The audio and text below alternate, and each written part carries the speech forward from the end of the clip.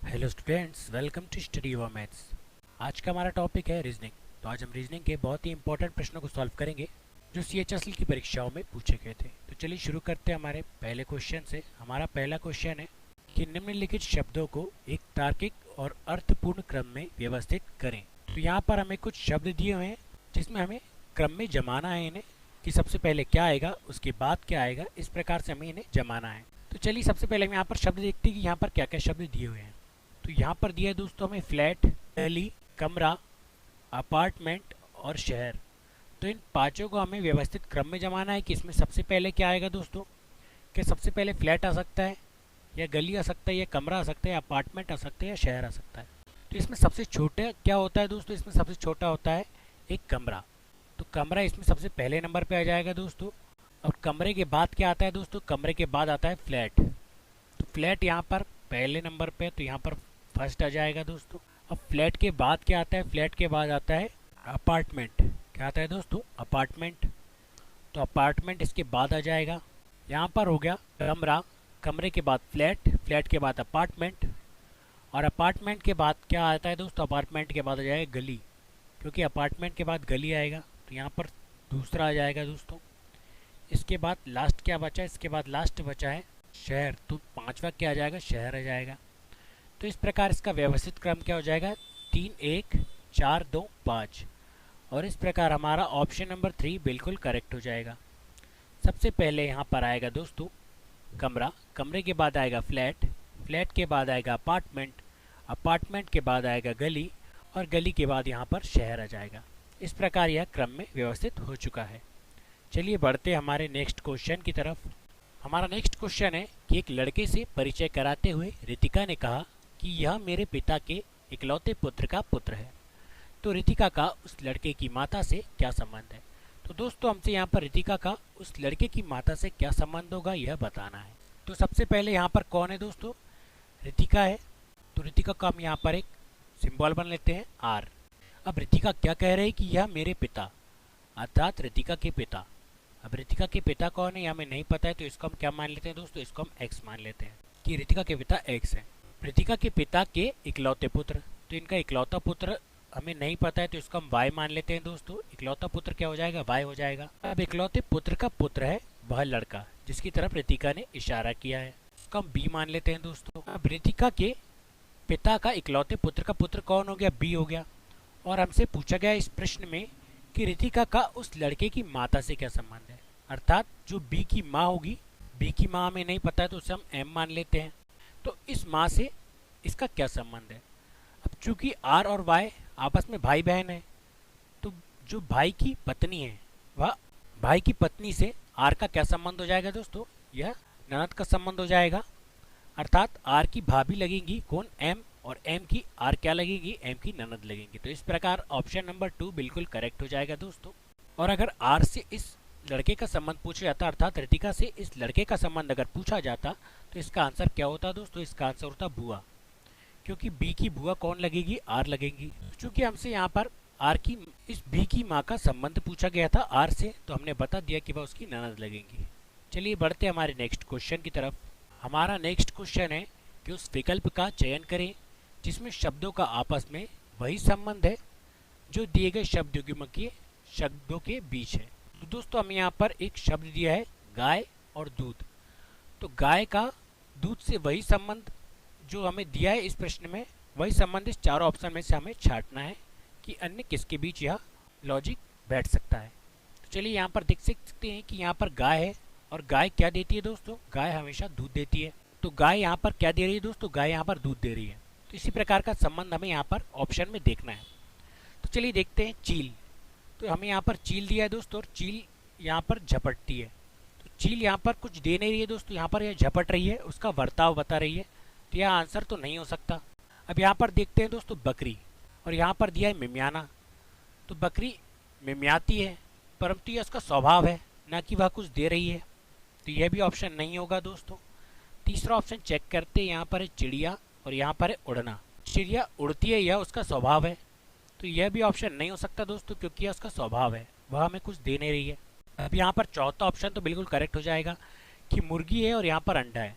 तो मुर्गी यहाँ पर हमें क्या देती है, मुर्गी अंडा देती है दोस्तों। तो मुर्गी यहाँ पर कुछ दे रही है, इसलिए ऑप्शन नंबर 4 बिल्कुल करेक्ट हो जाएगा दोस्तों। जिस प्रकार गाय दूध देती है उसी प्रकार मुर्गी अंडा देती है, और हमारा ऑप्शन नंबर 4 इस प्रकार बिल्कुल करेक्ट हो जाएगा। बढ़ते हैं हमारे नेक्स्ट क्वेश्चन की तरफ। हमारा नेक्स्ट क्वेश्चन है दोस्तों कि एक पासे की 3 अलग अलग स्थितियां दर्शाई गई हैं। उस अक्षर का चयन कीजिए जो एक दर्शाने वाले फलक के विपरीत फलक पर होगा। तो यहाँ पर हमें एक संख्या दी है 1, जिसके विपरीत संख्या क्या होगी इस फलक में, यह हमें बताना है दोस्तों। तो चलिए यहाँ पर सबसे पहले हम चेक करते हैं हमारे इन दो पासों को। तो इसमें ऐसी हम कॉमन संख्या देखेंगे दोस्तों जो दोनों में समान है। तो दोनों में समान संख्या में क्या क्या दिखाई दे रही है दोस्तों, दोनों में 1 भी कॉमन हमें दिखाई दे रहा है और यहाँ पर 2 भी कॉमन हमें दिखाई दे रहा है। तो यहाँ पर बचा क्या दोस्तों, यहाँ पर बचा 3 और यहाँ पर बचा 5। तो 3 के विपरीत तो यहाँ पर 5 हो जाएगा, तो 3 के विपरीत तो यहाँ पर 5 हो गया, तो हमें पता चल गया। पर हमसे पूछा गया 1 के विपरीत, तो इन दोनों बॉक्सेस से हमारा काम नहीं हुआ दोस्तों। तो हम इन दोनों बॉक्सेस को छोड़कर अब उसके बाद वाले बॉक्स को चेक करते हैं। तो अब हम पहले बॉक्स और इस तीसरे बॉक्स का संबंध चेक करेंगे, इस दूसरे बॉक्स को हम छोड़ देंगे। तो आपको हमेशा एक बात ध्यान में रखना है दोस्तों कि आपको दूसरा तीसरा बॉक्स नहीं लेना है या दूसरा तीसरा पासा नहीं लेना, आपको हमेशा पहला तीसरा पहला चौथा इस प्रकार का पासा आपको लेना है। चलिए इसे चेक करते हैं। तो यहाँ पर दोस्तों हम इन दोनों पासों में कॉमन संख्या देखेंगे जो दोनों में समान हो। तो यहाँ पर सबसे कॉमन संख्या क्या दिख रही है दोस्तों हमें, जो दोनों में समान है, यहाँ पर है 2 कॉमन। तो सबसे पहले हम 2 को यहाँ पर लिख लेते हैं। अब इसके नीचे हम एक बॉक्स की आकृति बनाएंगे दोस्तों, जिसमें हम इसके बाजू हमने 4 खंड बना चुके हैं दोस्तों। अब सिंपली हम यहाँ पर क्या करेंगे, क्लॉकवाइज चलेंगे और एक एक संख्या लिखते जाएंगे। तो घड़ी किस दिशा में घूमती है दोस्तों, घड़ी लेफ्ट की दिशा में घूमती है। तो 2 के बाद क्या आ जाएगा दोस्तों, 2 के बाद आ जाएगा यहाँ पर 3, और 3 के बाद क्या आ जाएगा दोस्तों, 3 के बाद आ जाएगा 1। अब ठीक इसी प्रकार अगले डाइस में चलते हैं। तो यहाँ पर 2 के बाद क्या आ जाएगा, यहाँ पर 2 के बाद आ जाएगा 5, और 5 के बाद क्या आ जाएगा दोस्तों, 5 के बाद आ जाएगा 6। अब यहाँ पर ऐसी कोई संख्या बची है दोस्तों जो यहाँ पर नहीं आई है 1 से 6 तक की, तो वह संख्या है दोस्तों 4। तो अब पूरी संख्या आ चुकी है दोस्तों, और हमसे पूछा गया था कि 1 के विपरीत क्या आएगा। तो 1 के विपरीत हम चेक करते हैं। तो सबसे पहले 2 के विपरीत तो यहाँ पर 4 हो जाएगा, 3 के विपरीत यहाँ पर एक संख्या छोड़कर 5 हो जाएगा, और 1 के विपरीत यहाँ पर एक संख्या छोड़कर क्या हो जाएगा, 6 हो जाएगा। तो इस प्रकार हमसे सवाल में क्या पूछा गया था कि 1 के विपरीत क्या होगा, तो 1 के विपरीत क्या होगा दोस्तों, 1 के विपरीत होगा 6, और 6 हमारा आंसर हो जाएगा दोस्तों। इस प्रकार हमारा ऑप्शन नंबर 4 जो होगा वह बिल्कुल करेक्ट हो जाएगा। अगर हमसे 3 के विपरीत पूछा होता तो हम 5 बताते, 1 के विपरीत पूछा है तो 6 बताया, और अगर 4 के विपरीत पूछा जाता तो हम 2 आंसर बताते। चलिए बढ़ते हमारे नेक्स्ट क्वेश्चन की तरफ। हमारा नेक्स्ट क्वेश्चन है कि उस आकृति का चयन करें जो आकृति श्रृंखला में अगले क्रम पर आएगी। तो यहाँ पर 4 आकृतियाँ हमें दी हैं दोस्तों, इसके बाद 5वीं आकृति यहाँ पर क्या आएगी यह हमें बताना है। तो चलिए यहाँ पर चेक करते हैं कि 5वीं आकृति यहाँ पर क्या हो सकती है। तो यहाँ पर दोस्तों 5वीं आकृति में क्या होगा, एक बॉक्स होगा। तो यहाँ पर हमें सबसे पहले त्रिभुज दिया है, चतुर्भुज दिया है, यहाँ पर पंचभुज दिया और यहाँ पर षटभुज दिया है। अब यहाँ पर वह आकृति आएगी दोस्तों जिसमें 7 भुजाएं होंगी। सबसे पहले हम यहाँ पर एक 7 भुजाओं वाला खंड देख लेते हैं। सबसे पहले हम इन्हें काउंट कर लेते हैं। तो 1 2 3 4 5 6, इसमें 6 खंड है, तो यह आंसर हमारा नहीं होगा। अब इस आकृति को हम चेक करते हैं दोस्तों, 1 2 3 4 5 6 और 7, तो इसमें 7 है, तो यह आंसर हमारा हो सकता है दोस्तों। चलिए दोस्तों हम यहाँ पर आकृति बनाकर देखते हैं कि यह आकृति हमारी परफेक्ट बैठ रही है अथवा नहीं। तो यहाँ पर दोस्तों क्या हो रहा है कि यहाँ पर सबसे पहले यहाँ पर 4 लाइनें थी, यहाँ पर आकर यह 3 लाइनें बची, यहाँ पर आकर यह 2 लाइनें बची, यहाँ पर आकर यह 1 लाइन बची, और यहाँ पर एक भी लाइन नहीं आएगी दोस्तों, ये आपको ध्यान रखना है। अब यहाँ पर आकृति देखते हैं दोस्तों, यहाँ पर है 6 भुजाएं। तो यहाँ पर आपको क्या दिखाई देगा कि यहाँ पर होंगी 7 भुजाएं दोस्तों, एक भुजा। तो यहाँ पर यह तो हो गई पहली भुजा दोस्तों, इसके बाद दूसरी भुजा यह हो जाएगी, तीसरी भुजा यह हो जाएगी, चौथी भुजा ये हो जाएगी, 5वीं भुजा ये हो जाएगी, छठी भुजा ये हो जाएगी, और 7वीं भुजा हमारी ये हो जाएगी। तो इस प्रकार की आकृति जो होगी वह हमारी बिल्कुल करेक्ट आंसर हो जाएगी दोस्तों। तो हमारा ऑप्शन नंबर 2 इस प्रकार बिल्कुल करेक्ट हो जाएगा। यहाँ पर 3 भुजा, 4 भुजा, 5 भुजा, 6 भुजा और 7वीं भुजा हमारा ऑप्शन नंबर बी बिल्कुल करेक्ट हो जाएगा। यही हमसे सवाल में पूछा गया था कि अगले क्रम में आकृति कौन सी आएगी। चलिए बढ़ते हैं हमारे नेक्स्ट क्वेश्चन की तरफ। हमारा नेक्स्ट क्वेश्चन है दोस्तों कि नीचे दी गई आकृति में कितने त्रिभुज हैं। तो दोस्तों ये जो आकृति दी है हमें, इसमें हमें त्रिभुजों की संख्या काउंट करना है और बताना है कि इसमें कितने त्रिभुज हैं। तो चलिए हम यहाँ पर त्रिभुजों की गिनती करते हैं। तो सबसे पहले हर खंड में हम गिनती लिख लेते हैं। तो ये एक त्रिभुज, ये दो त्रिभुज, तीन त्रिभुज, चार त्रिभुज, पांचवा त्रिभुज, छठा त्रिभुज, सातवां त्रिभुज और ये आठवां त्रिभुज। तो यहाँ पर छोटे छोटे हमें कितने त्रिभुज मिल गए दोस्तों? छोटे छोटे हमें 8 त्रिभुज मिल गए। अब हम यहाँ पर बड़े त्रिभुजों की गिनती कर लेते हैं।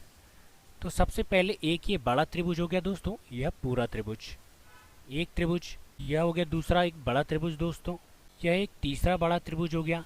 और इसी प्रकार यह चौथा एक बड़ा त्रिभुज हो जाएगा दोस्तों। तो इस प्रकार 4 और त्रिभुज मिल गए दोस्तों हमें। अब इसमें और देखते हैं कि और त्रिभुज हो सकते हैं क्या दोस्तों। तो बिल्कुल यहाँ पर एक बड़ा त्रिभुज ये वाला हो जाएगा दोस्तों, एक बड़ा त्रिभुज यह हो जाएगा, एक बड़ा त्रिभुज ये वाला हो जाएगा और एक बड़ा त्रिभुज इस प्रकार हो जाएगा दोस्तों। तो ये 4 और त्रिभुज मिल चुके हैं दोस्तों हमें। अब इसमें और त्रिभुजों की गिनती करते हैं दोस्तों।